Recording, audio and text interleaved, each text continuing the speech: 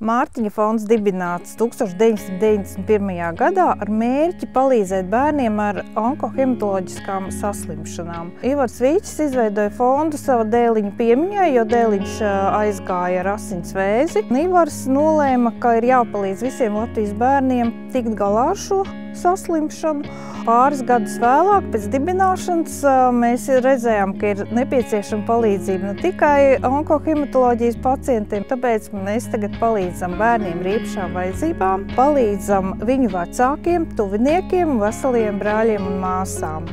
Bez tam mēs vēl palīdzam pieaugušiem onkoloģijas pacientiem, sniedzam atbalstu psihoemocionālo, sadarbojamies ar senioriem, un arī strādājam ar sievietēm, kas nonākušas grūtās dzīves situācijās, sniedzam emocionālo atbalstu. Un tas lielākais sasniegums ir šīs dūjas, kuras mēs sākām rekonstruēt 2009. gadā, kad noslēdzām ilgstošu lomu ar Jēkabpils novada pašvaldību. Un šeit rehabilitācijas centrā Dūjas notiek programmas, var sakot, atgūstās pēc slimībām un saņem daudz pozitīvu enerģiju, lai var dzīvot tālāk uz priekšu. Šeit ir iespēja ieraudzīt sevi no cita skatu punkta, un šeit ir iespēja ieraudzīt savus resursus un savas stiprās puses, zināt, kā es varu.